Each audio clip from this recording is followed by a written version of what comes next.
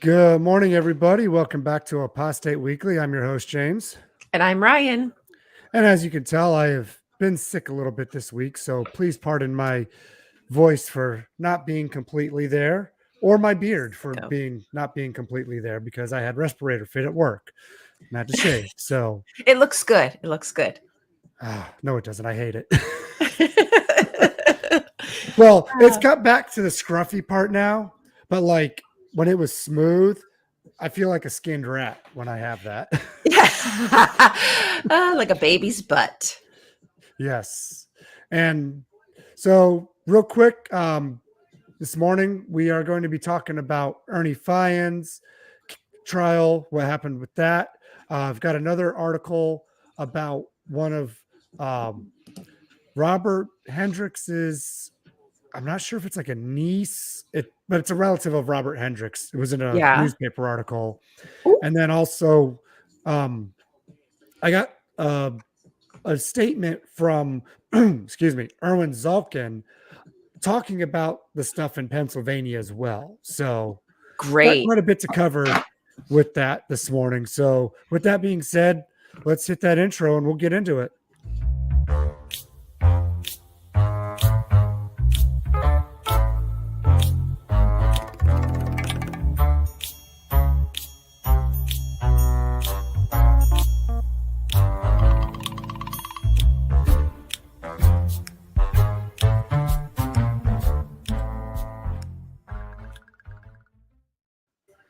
All right, so we are back, and actually, my goodness, I didn't realize what today's date was. Holy moly.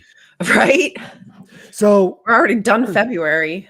Yeah, so I wrote this in my notes for the show, and because I keep a little note file for the show for every week, and if we're going by our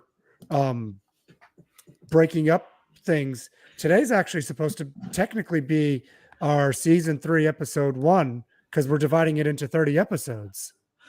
Oh, well, okay. I meant to give you a heads up about it before that happened, but I didn't even realize what the date was.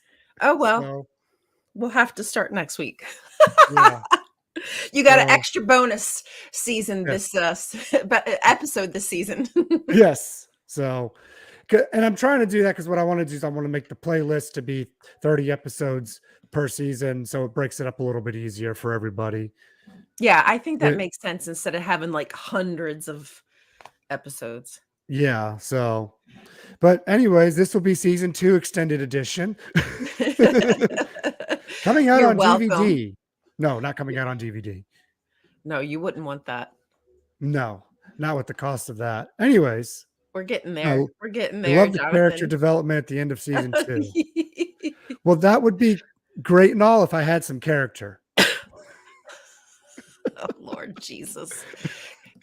Get this guy out of here. Oh, you want me to be the character Lord Jesus? Okay, hang on. I got to go get a robe. I already have one. I could just be Jesus. Mine's a camo robe. So I'll be, what'll be, Republican Jesus? All I need is a gun. Yeah, you just need like an AR-15 and you're good to go. Yeah, exactly. A couple grenades in your hand. Yeah, there you go. Instead of a Bible, or maybe a Bible and some grenades. And the nuclear launch codes. I think Trump might want to buy those from you. No, Jonathan. No, no, no. Let me, in case you didn't understand. He's just a little baby, Jonathan. Yes. On top of a dinosaur. Heck yeah. Just like it was back in the day. A T-Rex, baby. Well, then it might have wings. Maybe. No, that would be my unicorn. Oh, I have one. Just saying. So. It vibrates. All right. Well, with all that banter being out of the way and out of our system for the entire rest of the show, no promises made. We're done. No more. We're good now. Professional. Yes. Put on the serious face. It was right. I'm God, gonna this bring it sucks. Anyways. So let's get into this week's stories. What do you say? Yes, let's do it. Dive on in, babes. Anyone particularly interest you the most? Oh, I would love to know what's happening in PA, if you don't mind. Sure, I'm we will- antsy for that. Well, this is a statement I got. This Barbara Anderson shared this on my mom and dad will know this website, but because they don't use it anymore, it's Jehovah's-Witness.com. The forum thing? The forum thing, yes. Back in the day, this was the place to go before all the other social media sites started popping up for it. But Barbara Anderson still posts on here. Mr. Left-Handed Jedi, all you have to do is just go back and rewatch it from the beginning, and you can catch all of our crazy banter. So, just saying. Play it at 2 times the speed and you'll catch up. Or play it at half the speed, and you can get it twice as long.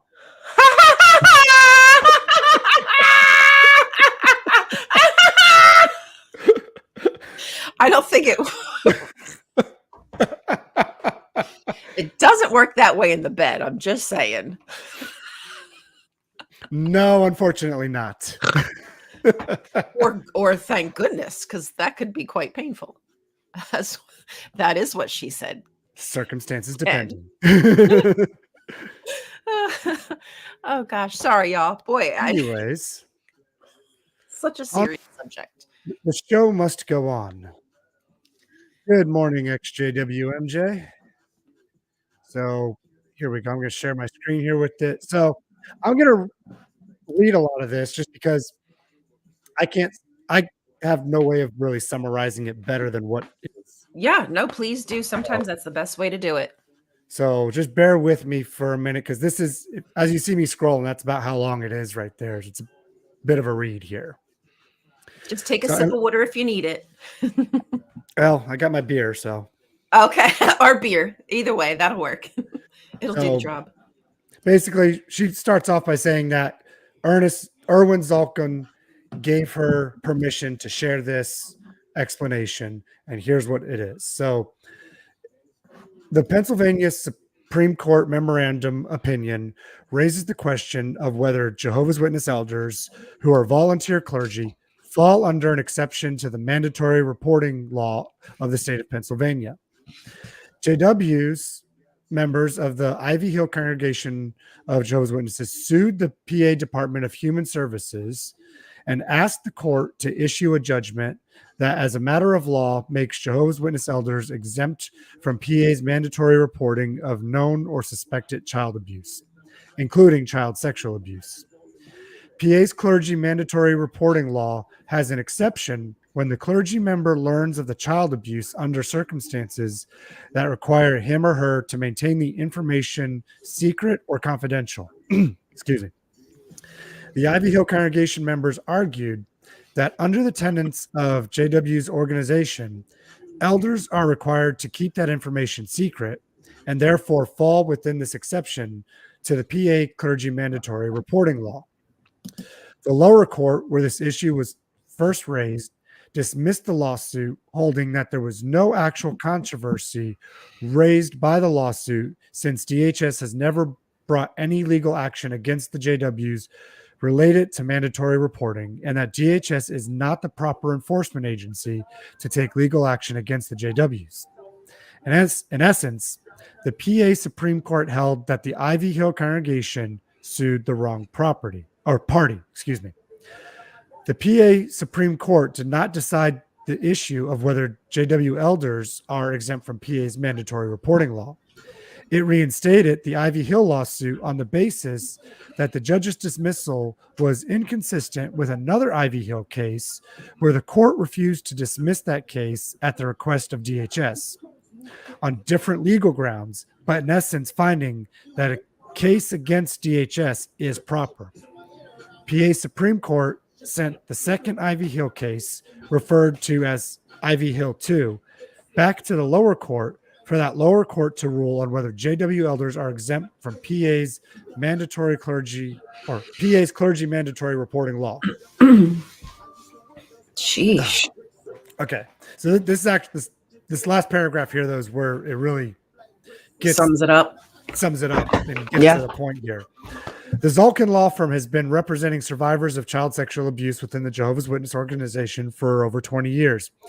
In many of these cases, JWs have argued that their elders are exempt from various state mandatory reporting laws for the same reason they raised in the Ivy Hill congregation cases.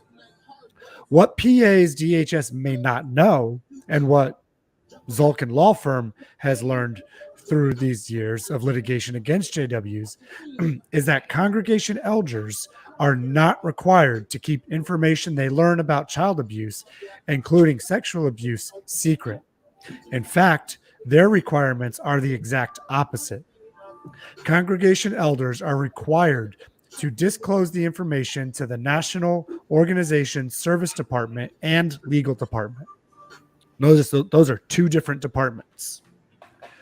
Yeah. Further, records are maintained relating to disciplinary action taken against the alleged perpetrator.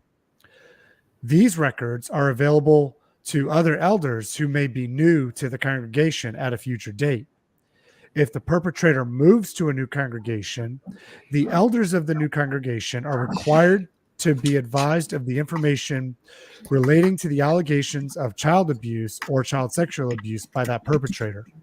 So unlike other religious denominations, where such information remains confidential between a priest, pastor, or rabbi who cannot disclose such information to anyone else, the witnesses require that many other individuals have access to the information. There is no reason that JW elders should be exempt from reporting child sexual abuse to the proper authorities, given the long and known history of child sexual abuse within the JW's organization. Mandatory reporting by the elders needs to be required and enforced. Erwin, thank you, sir. That was a long read. But that was spot on, and I'm really glad that you read it directly from his words. Yes. Because he wrapped up in a tiny little package with a bow and everything on a silver damn platter. He was like, yes, he did. That information actually is not secret, and many people have privy to it. Therefore, bingo bango. And that's the whole part where the witness elders, when they try to claim clergy penitent privilege, is totally thrown out the window. Yep, exactly. DHS, it said it at the beginning of the letter, Jonathan. If you just pay attention, my brother. Is it Department of Health Services? That's what I thought it was. Department of Human Services. Human Services. I'm sorry. Okay. No, that's fine. When I was reading it too, I'm like, I had to go back and do the same thing. So I just got to give you crap about it, Jonathan. Damn it. We're not paying attention like we should be. So, but yes, that was an excellent letter by Erwin Zalkin. And of course, if anybody doesn't know, he is a lawyer out of California that's been handling these abuse cases out there. So I remember seeing his name come up just in doing searches for articles. Zalkin would always come up, and I didn't realize. I mean, this was like, since we've been doing the show a year ago, whatever. Yeah. I had no idea like how awesome this law firm, this guy is. Well, I can't remember what show it was on, because there was one of those expose series on witnesses that I've seen on TV. Right. And Erwin Zalkin's law firm was prominently part of that. Oh, okay. Yeah, because he had in one instance it was another abuse story that survivor that he was helping, and they went on the TV saying how we're going after Watchtower. He is actually one of the main lawyers in this country that he knows about their secret database. He knows Mhm. about it. This is not conjecture anymore. This is not, made up apostate lies. He knows about their database and he has seen the proof of it. Now, he can't just go release all the evidence he has, of course, because of, the laws and everything about that. But keep an eye on him in the future. And I think he's going to be a big prominent role in the uncovering of these cases in this country as they continue to come out, especially with the information he has and knows about them all. Yeah, definitely. And yes, I think you've made a good point. They really should be reporting all abuses. They should Yes. all be reported to the police. They are not capable and trained on how to deal with these issues to bring proper solutions. Well, I The mean, Bible ain't going to cut it. no, they won't report child abuse. They won't report domestic abuses. They won't report anything at all. But yet they'll tell the service department, the what was the other one? Oh, come on, brain. The legal department. Thank you. Oh, right. And Yeah. they'll tell those departments at Bethel. They'll keep records in their congregations. They'll pass that information on to future elders, but they won't ever call the cops. Exactly. Nor will they ever tell anybody in the congregation that they have an abuser among them. No, there's no warning, there's no heads up, they wouldn't even change his role so he wouldn't be around people like out in service or things of that nature. Like nothing really changes. And the next article that I have to share is about one of Robert Hendricks's family members. Mm-hmm. And in this, and I'll just start sharing it a little bit now and talking about it because it fits in well, because this article talks about her abuser and the stuff that she went through and to finally come out with it all, right? Yeah. And one of the things that the elders did with this abuser is, let's see here, it's down here. Let's see, that's about the email and text messages. So, and this is really what's sad about it. I'm trying to read it too fast and I'm skipping right over it. But I read the whole thing already. I just don't know what I'm looking for is at. But one of the things that they did with this guy is, instead of like giving people in the congregation a heads up about who this person is, right? And saying, hey, this guy's a sexual abuser, et cetera, et cetera. What they did was they had him sit on just the right side of the congregation, away from everybody, quote unquote, and that was it.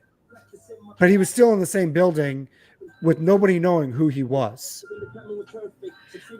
That's just so weird. Like, what is the purpose? Like, what do you think you're doing? What kind of example are you making? Like, you would happily disassociate, disfellowship, shun somebody who has sex, but somebody who's abused somebody, you just make some precautions, maybe, possibly, not always. What the frick? Who are you protecting people from, truly? It's not the predators. Here it is right here. This is Ciano Hendricks. She quoted here saying, when I approached the church, they told me I have the right to just not be there when he gives parts, or they'll tell me to sit on the other side of the room, she said. So the minute I got verbal with the book and everything, I'm labeled an apostate. Wow. And I mean, that's just such victim blaming, perpetrator protecting behavior. And it's disgusting. Mm-hmm. Telling her that she doesn't have to come, or telling her to sit on the other side of the hall from him. And then when she speaks up about it, well, we're going to label you an apostate. No, screw you. Yeah. You're the people who are causing the problems here. You need to be held accountable. Right. She's the bad guy for Yeah. speaking up. Yeah, the elders they- are kind of like the HR. And what's even bigger, I'm reading in this article, is she was also told not to tell any of her friends, like, you know, her girlfriends or whatever in the congregation, because Ugh, they didn't keep want it secret. they didn't want everybody, they didn't want the women, in essence, to get together and start talking about these things and form against them in any way, because they're so worried about protecting the perpetrator. It's ridiculous. You know what's so frustrating about that, y'all? I can't think of what it's called, but the word gossip, like it actually doesn't have like an inherently bad meaning. It's actually a good thing. But what they did is they took what women do to communicate like issues, problems, talk about solutions, and turned it into a completely negative thing. So, you know, that they a lot of times like would say women are cliquey in the congregation, but it's likely those women are bonding, they're talking about issues, problem, things of that nature, and the brothers don't like that. They don't want women having those kind of connections that the brothers are supposed to have, because Yeah. you know, women are Oh, just yeah. supposed to be silent and not bother the men with their little girly issues. That's right. Yeah, it's divisive. Exactly. It's very Yeah. divisive, so they say, but it's not. It's people. Yeah, sometimes there's gossip, but we're actually talking about things that could harm, hurt, help our family. Yeah. Yeah, like a And support group.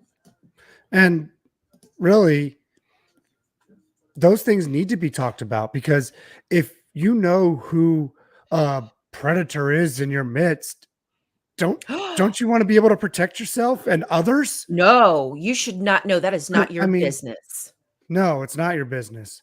You know, it's just ridiculous. Like, you're doing everything you can to protect these perpetrators and doing nothing for these victims whatsoever. Right. They go hard to protect the perpetrators. It's so weird. It's just really like completely paradoxical. Like, I don't get it. I do not get it. No, I don't Anyway. either. Ah! And Ooh. and I mean, I know, and I'll give the elders a little bit of a benefit of the doubt, okay? Because I know there's some, and here's why I say this, because I know there are some in there that are honestly trying to do the right thing. Yes. Absolutely. It's almost as if they make it worse by continuously focusing on it like that. Once you Yeah. break through the mental barrier anyway, and you get it, you're like, now I get what they were doing. Oh, yeah. But I mean, like I was saying, there are some that are honestly trying to do the right thing, and they think this organization does the right thing too. And so they're willing to follow the organization thinking it's the right thing. So, Yeah, they're gonna follow the lead.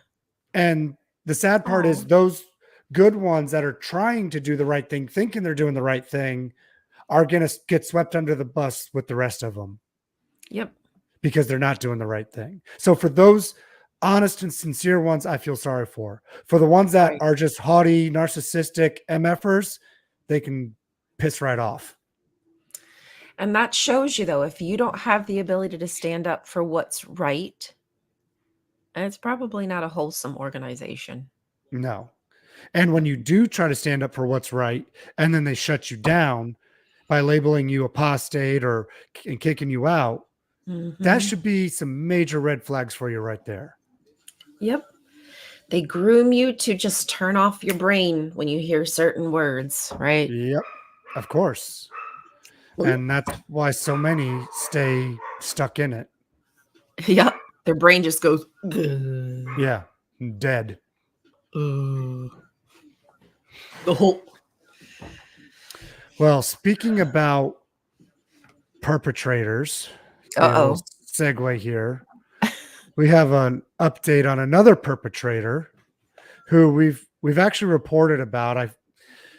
I'm still compiling. I've been working on making a list Ugh. God Yeah. damn. There. Oh, Now you can that see him is better. nightmare fuel. Now you just take that picture and go to sleep. No. That looks like a balloon with a face drawn on it. I know. But instead the balloon got deformed. It's like it was like a balloon that was really blown up and stretched, and then it kind of deflated a little bit. You know how so it gets a little like wonky and stretched out. That's Yeah, that and, dude. And if you put it like near the heat, it kind of wrinkles up and stuff. Yes, that's him. Oh dear. Ay, ay, ay. But I've been working on trying to make a list of the stories we cover per episode. So that way, when I reference the story that we've talked about in the past, I can make it a whole lot easier and say, hey, we talked about it on this episode, etc. Yeah, right. Wasn't that oh, what's her name? Oh, oh boy, Angelina sorry. Jolie. Wasn't that Angelina Jolie's dad? Oh, is it oh yeah, what's his name? I think so. I John think that is Voight. him. John Voight. It Yes. looks like John Voight. John Voight. Oh my goodness. So, anyways, getting into this. Love you, John friend. This guy, Ernest Fyans. Yeah, they should fry him. Fry him. Ernest fry him to the max. Right, see, right here. Fry him to the max. So, go.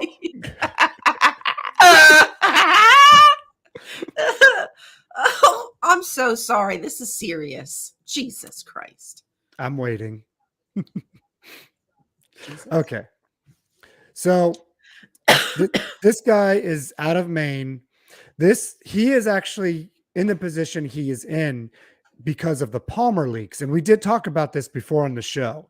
And I showed you the video of the Palmer leaks where, in essence, what happened was some anonymous people went into a Kingdom Hall. They broke in and they stole records from the Kingdom Hall that that had all this guy's doings in there. They sent them to Mark O'Donnell, and Mark O'Donnell sent these records to the police. And this is how this guy got convicted. And so with that, this guy has now gotten the max sentence he could get in the state of Maine, which is 20 years for count 1 and 5 years for count 2. And he tried to invoke Jehovah in his plea to no avail. And I don't know why, because like really, you're gonna and yeah. Oh my it's God. Just weird. Who does that? Because they do this, and here's why: because they are so narcissistic and deluded that they think doing these things will get them off the hook. I guess I think it's probably because they've been fed so much information about Jehovah's Witnesses who have these miraculous turnabouts, right? Yeah. Even though they're all probably lies, made up stories, it's just Jimbo from such and such country all of a sudden had this issue and then called upon Jehovah, and we don't know what happened, but the next day everything was fixed. And on top of Delulu. And we still may not know the full impact of what this guy has done because he was in multiple congregations. Oh God, I'm so scared. So there may be more coming out about this guy in the future if we're lucky, and send him away for the rest of his life. Okay. But the victims were able to give an impact statement about what happened to them. Fyans, of course, was able to get up and say his own defense. And of course, he denied anything ever happened. He blamed his victims for making lying accusations against him, despite the overwhelming evidence to the contrary. What a perv. Yeah. I mean, and I've seen this before. Okay. If if anybody has ever listened to my story on my channel, my other channel, I talk about this a little bit because when my wife and I first got married, she got called as a second witness to her perpetrator. And when we were in there, she got to tell her story, what happened to her, what he did to her and everything. And then when she was done, he was able to speak, and all he did was blame her for what he did and everything else. So this is not something that's uncommon with these idiots like this. They always want to blame their victims or deny what they did to their victims, even with all the evidence in the world against them. Yeah. Self-righteous, arrogant, they do no wrong. Somebody did something to them that caused them to behave in a specific way. They couldn't control themselves. And if it wasn't for that girl doing A, B, C, D, it wouldn't have happened. Right? Oh my God. You just reminded me of reversed. another story I heard this week. Oh no. There's too many. I know. So I don't have the article, but this happened in North Carolina or South Carolina, one of those states. Okay. It was a Baptist preacher. He got up on the stage in front of his congregation saying how he was out at a mall recently and he kept seeing women with shorts on, right? For some reason, women with shorts set this dude off. And he was an old, sick mother effer. Okay. And basically what he said, if those women got raped and he was one of the jurors for the trial, that he would let the perpetrator go because the woman was wearing shorts and asking for it. It gets worse. It gets worse. I'm sure it does. I am sure it does. Okay. So, you would hope that people in the congregation, at least one or two, would get up and say, you know what? That's absolute bullshit. You need to get off your damn pulpit and shut the hell up. Nobody did. The congregation was silent. They were just like, yep, she deserved it. So that just shows their complicity with what he said. That is just absolutely disgusting. Yeah, that's frustrating. Like if you can't control your eyes, like if you can't control where you look, like the Bible tells you what to do. Yeah. Right? Like the Bible tells you to just like pop your damn eyes out if you can't control yourself. So I'm not even sure how people are getting around that scripture. Well, obviously, because the Bible is pliable and flexible and you can make it say damn near anything you want it to. But that just proves that they're only using it for nefarious reasons. If you're always using it to, back up your claims or legitimize like your rhetoric, then obviously the book is probably a bit demented. Yeah. Maybe it's not a good book. Maybe not. But maybe. You saying the whole clothes thing reminded me of that. And there's video of it that's been going around the internet too. So, and I watched it. I was just like, this guy is just, at first I didn't realize it was a Baptist. I thought it was like a Mormon speaker at first. And then I found out it was a Baptist. I was just like, oh my goodness. Damn. I mean, they've all got their, stuff, things, issues. Oh yeah. Yeah, you're absolutely right, Joe and Fran. I agree with that. The members are the problem. Their existence is approval of the leaders. No members, no leaders. Yeah. So. Yes, it is pervy Bible for pervy people. The Bible does not have any morals, right? It's just stories.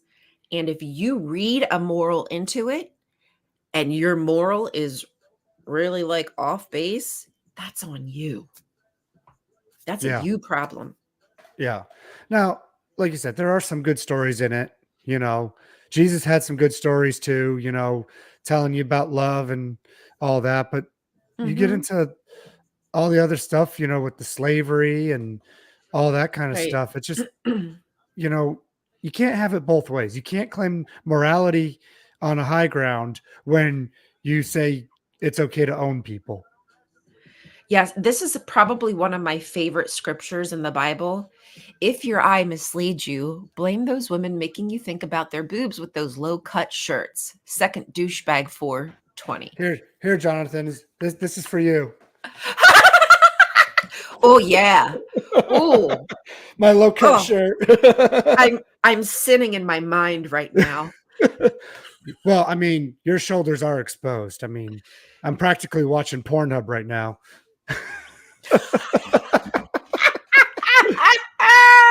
Could you imagine?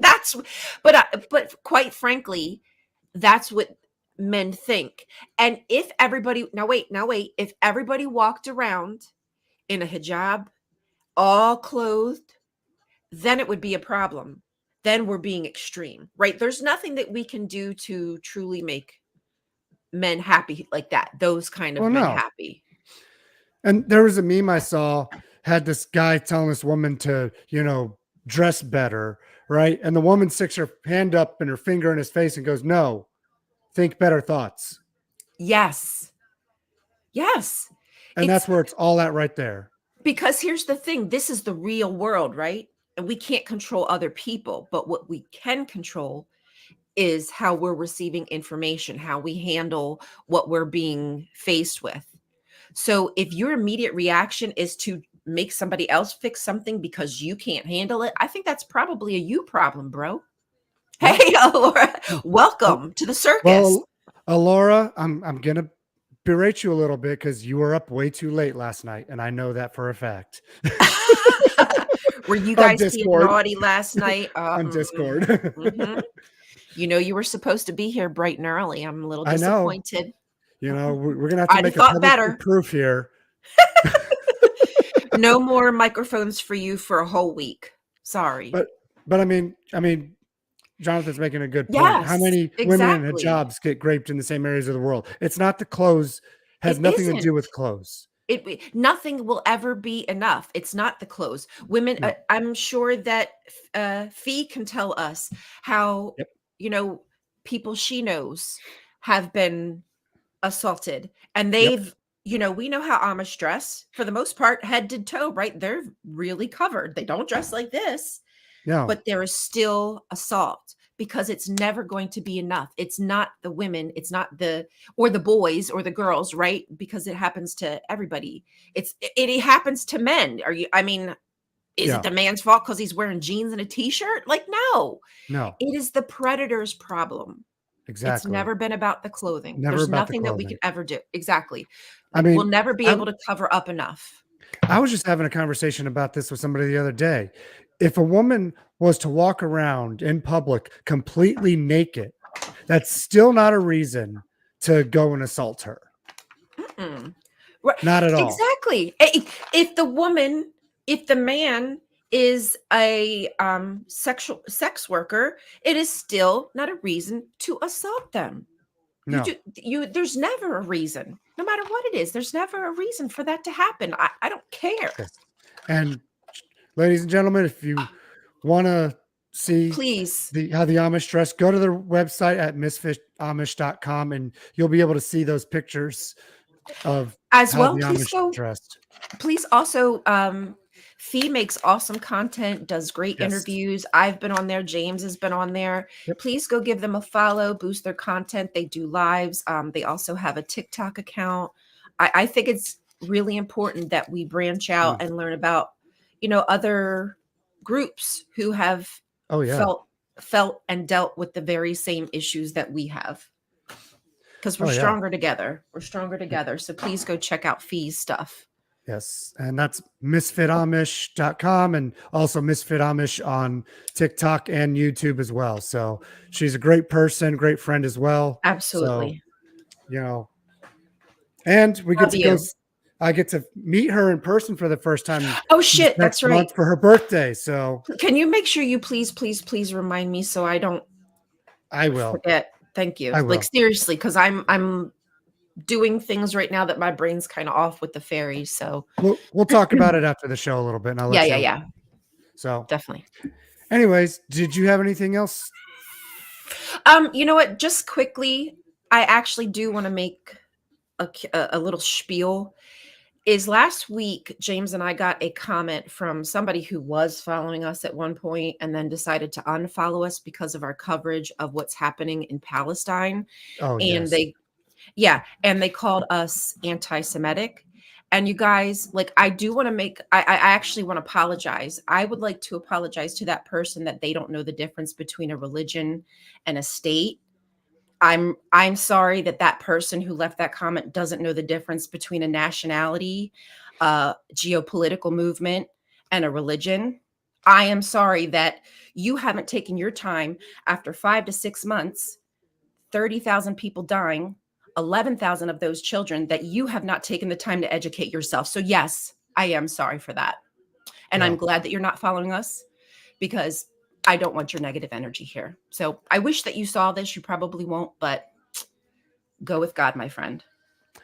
As Fee likes to say on her TikTok a lot, and I love this, have the day you deserve. Have the day you deserve. I don't want you here. And you know what? It's not an airport. You don't need to announce your flight, your Nope. departure. Bye. Adios. You know, when you have a religion, country, or whatever committing the atrocities that they are, you're damn right I'm against them. And here's the You thing. know, The whole purpose of Zionism is to conflate Judaism with Zionism, Judaism with the nationality, right? And if Mhm. white Christian nationality is a problem and we can like say, hey, that's not good, what would be the difference between white Zionist nationality? There is no difference. It's the same problem dressed up with a religion behind it, just like Christian nationality. Like, I know not all Christians are like that, right? Like, I Yes. have that understanding. It's the Yes. same thing. This is purposely under the guise of Judaism, so we can't say anything, so we can be considered anti-Semitic. The reason I make all the biblical content I do is because I love Judaism. I respect the Bible.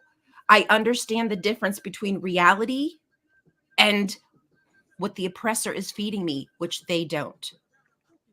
Yeah. And you know, that's very well said, because you know there are so many attitudes about it, and they think anything against that particular group is automatically a negative thing. It's just like the Jehovah's Witness thinking. Yeah. If you say anything Yes. negative about the group, you're Thank you. automatically a bad person. That is the perfect comparison, James. It is exactly like that. It is purposeful to negate responsibility. I can just say, oh, they just want to see me dead. They just hate Yeah. me. No, I want to help you. What you're doing is bad. It's wrong. It is absolutely 100% genocide that we are witnessing. And I'm not going to sit idly by and pretend that it's not happening, because what you are doing now is what you would have done during the Holocaust. And I tell you fucking what, I'd be doing the same damn thing. I truly would. And that is probably why I'm going so hard. Because I feel like when I was a kid and I read about the Holocaust and I asked my parents, why did that happen? Why did we allow slavery? Like, why do people not do anything? And the Jehovah's Witness parents said, well, that's because that's what God wanted. God wanted to show us how bad humans are, so that way we would understand that we need God, we need his kingdom. But the reality is those words were just to keep us in this false sense of reality and not to say a word and to remain silent while people died. It's intentional. It is absolutely on purpose, and I'm not falling for it. And y'all need to wake up if you haven't. And that's the kind of attitudes that create complicity. Boom. Boom. And So- we're just as guilty, just like blood guilt. Like the way the Jehovah's Witnesses used it, I don't appreciate how they used it. It was manipulative on purpose. But truthfully, if I saw somebody in front of me, like with a wound, and I did nothing and they died, I would feel complicit and guilty for not doing anything. No, you don't need to make, no, Exactly. exactly. And taking punishment out on an entire group is just, but it's nonsense. It's against the law. I mean, they're an occupying state. The international law deems Israel, the government, okay, a state is an occupying force, which means they have stolen the land that they are on. Okay. So whoever is leaving these comments, Yeah. you need to get a grip. No, and you're right. And I appreciate you bringing that out because, you know, it is Oh yeah. Is there an update on Norway? not yet. Okay. We're still waiting on that. I've been keeping an eye out for that, and we haven't got an update yet. But keep following the channel and like, subscribe, and share, and you will get those updates. See, Please great do. little time to plug in. And LOH is just looping it back to making sure that, you know, please go follow Fee. So, you know, they have a whole display of what you were wearing when they were assaulted. And I wasn't surprised, but I think some people might be shocked to see that it's not a little shoulder that gets you assaulted. No, It's perverts. It's perverts. it is. And that's all it is. That's all it is. So, and you can look at all the studies on this and everything. It's straight up 100% the perverts. It's the perps. It's the perps and the pervs. Well, with all that being said, we're going to go All ahead that and wrap being up the said. show. 'Cause Thank you all. Thank you all for sitting there with me as I offloaded that, but I was quite frustrated when I saw that comment. as Ryan sits up here on her pulpit to preach On to my those high choirs. horse. On my high horse again. and her horse is Mr. Ed. Hey, he can talk. Yeah, He probably has better advice than that other dude that left the comment. Just saying. probably More common sense. Horse sense. instead of horse shit. I ain't horsing around. Oh, yes. Please like the stream, y'all. Yes. Please Before like, you go. subscribe, share, get it out to the YouTube algorithms. Thank you all for joining us this week again. We will be back with you next week. And like I said, I am keeping my eye on the Norway situation. Haven't got an update yet, so we're still waiting on that. And trying to get things more together as far as the show's concerned and the notes and everything as well to reference back to other shows. And next week we will do officially season 3, episode 1. So please be sure to join us for that. Tell your friends, tell your neighbors, tell everybody you can, and have a great week, everybody. We will see you next week. Apostate your way. Exactly. Take care. Bye. Bye.